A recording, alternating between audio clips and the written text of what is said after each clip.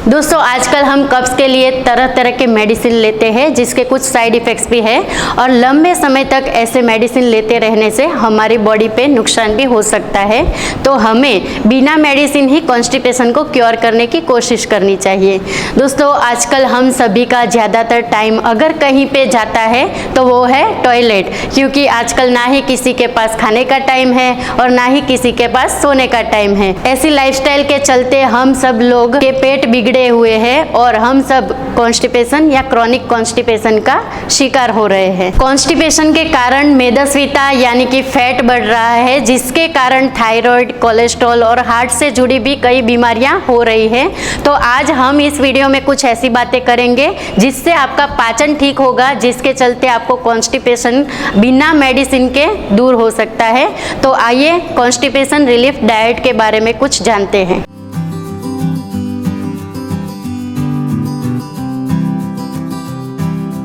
दोस्तों कॉन्स्टिपेशन को दूर करने के लिए हमें डाइट तो फॉलो करनी है, लेकिन साथ में कुछ ऐसी चीज़ें हैं जिससे हमें कॉन्स्टिपेशन होती है, उसका इस्तेमाल भी हमें बंद करना होगा। उसमें सबसे पहले है कोल्ड ड्रिंक्स। दोस्तों कोल्ड ड्रिंक्स एक ऐसी चीज़ है जिसमें से हमारे बॉडी को ना ही विटामिन्स मिलता है, ना ही मिनरल्स मिलता है और ना ही कुछ फ़ायदा होता है। हम कई बार चाय पीते हैं जिसमें मौजूद दूध हमें थोड़ा सा फ़ायदा देता है, लेकिन कोल्ड ड्रिंक्स एक ऐसी चीज़ है जिससे हमारे बॉडी को ना ही कोई प्रोटीन मिलता है, ना ही कोई विटामिन्स मिलता है और ना ही किसी भी प्रकार का मिनरल्स मिलता है। कोल्ड ड्रिंक्स में शुगर मौजूद होती है जो आर्टिफिशियल है और ये शुगर हमारे बॉडी में शुगर लेवल को बढ़ा देती है, जिसकी वजह से बैड कोलेस्ट्रॉल और साथ ही में फैट भी तेजी से बढ़ता है। और दोस्तों ये ऐसा फैट होता है जो हम आसानी से कम नहीं कर पाते हैं। जब हम कोल्ड ड्रिंक्स पीते हैं तब हमारी बॉडी जो हमने भोजन खाया हुआ होता है उसमें से विटामिन्स और मिनरल्स का ऑब्जर्प्शन नहीं कर पाती है, क्योंकि कोल्ड ड्रिंक्स पीने से हमारे इंटेस्टाइन की वॉल कमज़ोर हो जाती है और वही ऑब्जर्प्शन का काम करती है। साथ ही कोल्ड ड्रिंक्स में जो शुगर मौजूद है उससे हमारा इंटेस्टाइन पचा नहीं सकता है, जिसकी वजह से बैड फैट बढ़ जाता है और कॉन्स्टिपेशन की समस्या भी हो सकती है।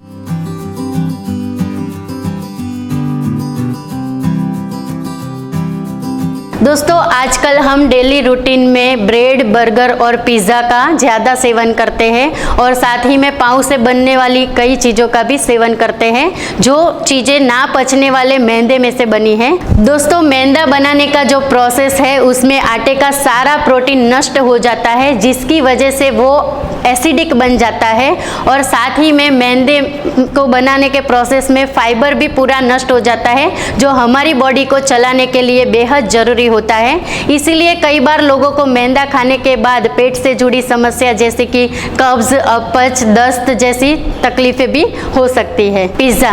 दोस्तों पिज़्ज़ा ना तो दिन में अच्छा है और ना ही रात में अच्छा है, इसलिए इसका सेवन बिल्कुल भी बंद कर देना चाहिए। पिज़्ज़ा में काफ़ी चिकनाई होती है जो हमारा पाचन तंत्र पचा नहीं सकता है और पिज़्ज़ा में कई सॉस और ऐसे मसाले होते हैं जो हमें हार्ट बर्न की प्रॉब्लम कर सकते हैं। बर्गर का सेवन भी बिल्कुल बंद कर देना चाहिए, क्योंकि बर्गर में जो सॉस और चीज़ का उपयोग होता है वो हमारे बॉडी में नेचुरल एसिड लेवल को बढ़ा देता है और हार्ट बर्न और एसिडिटी जैसी प्रॉब्लम्स भी होती है।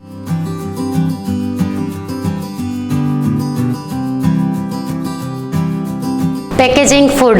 कुछ ना करना पड़े और आसानी से मिल जाए ऐसा अगर कोई फूड है तो वो है पैकेट फूड।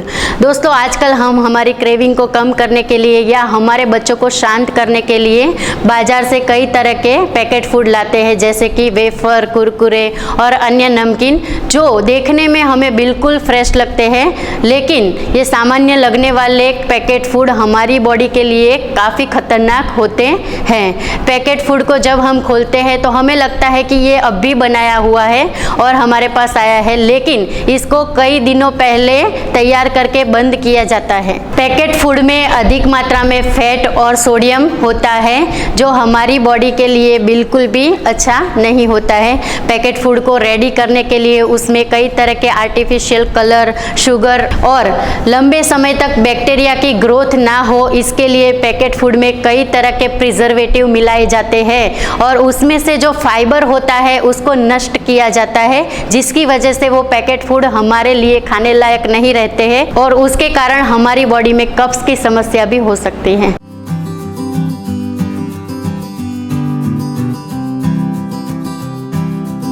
आइए जानते हैं कॉन्स्टिपेशन रिलीफ डाइट प्लान के बारे में। सबसे पहले है मॉर्निंग का ब्रेकफास्ट।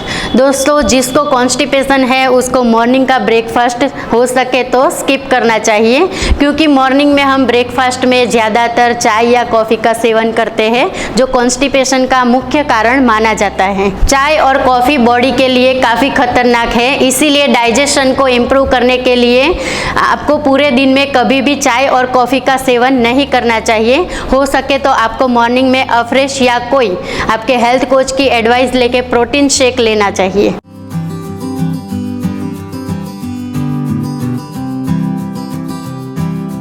नेक्स्ट है लंच। दोस्तों, जिन लोगों को कॉन्स्टिपेशन से जुड़ी समस्या दूर ना हो तब तक उन लोगों को अपने लंच में मूंग का पानी या मूंग की सब्जी, ऐसे मूंग का ही सेवन करना चाहिए, या उसके साथ उनको सलाद का सेवन करना चाहिए। सॉलिड चीज़ें जैसी कि दालें हैं या कोई सॉलिड फूड है, आटे से बनी चीज़ें हैं, उनको लंच में अवॉइड करना चाहिए। दोस्तों, दोपहर के लंच में हम चपाती या चावल की तुलना में अगर हरी सब्जी या सलाद लेते हैं तो वो हमारे लिए काफ़ी फायदेमंद होता है, और साथ ही में हमें हमारे डाइजेशन को इम्प्रूव करने के लिए दोपहर में छाछ का इस्तेमाल भी कर सकते हैं। दोपहर में हम खाने के आधे घंटे बाद छाछ में जीरा या काली मिर्च डालकर उस छाछ का सेवन कर सकते हैं, जो छाछ हमारे पाचन के लिए काफ़ी फायदेमंद होती है।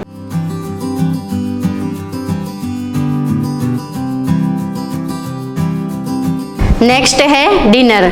जिन लोगों को कॉन्स्टिपेशन की समस्या है उन लोगों को शाम का डिनर जल्दी कर लेना चाहिए, यानी कि अंधेरा होने से पहले उन लोगों को अपना शाम का खाना खत्म कर देना चाहिए। शाम के खाने में ध्यान रहे कि हमें आटा या आटे को पीसकर बनाया गया कोई सॉलिड फूड ना लें। ज़्यादातर ऐसी चीज़ों का सेवन करें जो लिक्विड फॉर्म में हो और पचने में हल्की हो, जैसे कि खिचड़ी में घी डालकर भी आप खा सकते हैं, या हो सके तो आप सब्जियों का सूप ले सकते हैं। अगर ये भी नहीं करना है तो आप फ्रूट का सेवन कर सकते हैं, लेकिन ध्यान रहे कि शाम को हमें खट्टे फ्रूट का इस्तेमाल कम करना है। रात को सोने से पहले आप दूध का सेवन कर सकते हैं, क्योंकि दूध को कब्ज के लिए काफ़ी फायदेमंद माना गया है।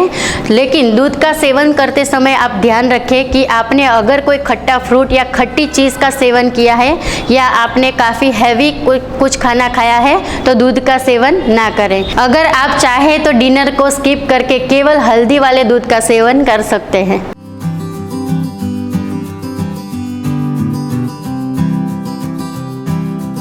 शाम का खाना खाया हुआ पचाने के लिए और हमारी आंतों को मूवमेंट देने के लिए हमें हो सके तो शाम के खाने के 1 घंटे बाद 30 से 45 मिनट तक का वॉक करना चाहिए।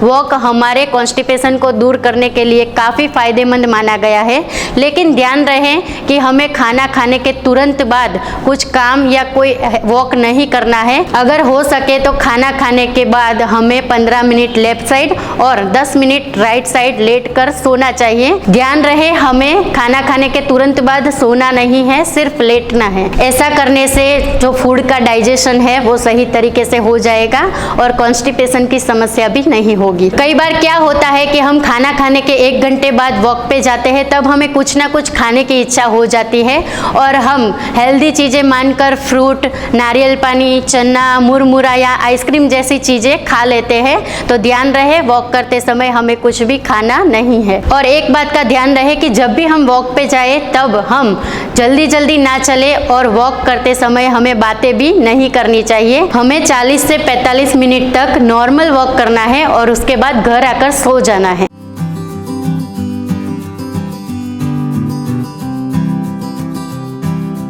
गर्म पानी ऐसी चीज है जो हमारे डाइजेशन को इम्प्रूव करता है। सोने से पहले अगर हम गर्म पानी पीते हैं तो हमने जो भी खाना खाया होता है वो आसानी से पच जाता है और हमें कॉन्स्टिपेशन से भी छुटकारा मिलता है। ठंडा पानी पीने की तुलना में गर्म पानी काफ़ी फायदेमंद होता है।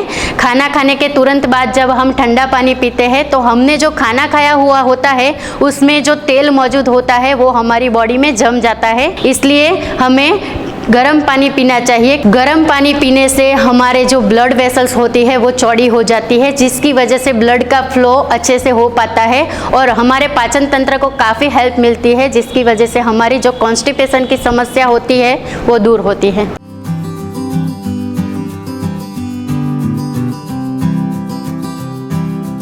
आजकल हम देख रहे हैं कि हर घर में किसी के पास सोने के लिए टाइम नहीं है, क्योंकि मोबाइल और टीवी के चलते सभी लोग देर रात तक मोबाइल का यूज़ करते हैं, मूवी देखते हैं, जिसके कारण वो लोग प्रॉपर स्लीप नहीं ले पाते हैं और प्रॉपर स्लीप ना लेने के कारण हमें डाइजेशन से रिलेटेड तकलीफ़ें होती है। अगर आप लंबे समय तक जवान रहना चाहते हैं, अपनी स्किन को अच्छी रखना चाहते हैं और अपने डाइजेशन को इम्प्रूव करना चाहते हैं तो हमें 7 से 8 घंटे की प्रॉपर नींद लेनी चाहिए। दोस्तों, अगर आप कॉन्स्टिपेशन को दूर करने के लिए मेडिसिन ले रहे हैं तो उससे हमें थोड़ी देर तक रिलीफ मिलेगी, लेकिन कॉन्स्टिपेशन जैसी तकलीफ हो ही ना, इसके लिए हमें हमारे खान पान और लाइफस्टाइल को बदलना चाहिए, जिससे हमें कॉन्स्टिपेशन से रिलीफ मिल सकती है। तो दोस्तों, अगर आपको भी कॉन्स्टिपेशन की तकलीफ है और आपको भी मेडिसिन लेके ही पेट साफ करना पड़ रहा है तो वीडियो में बताई गई जानकारी आपको कैसी लगी कमेंट करके ज़रूर बताएं, और अगर वीडियो अच्छा लगा है तो उसको लाइक करें,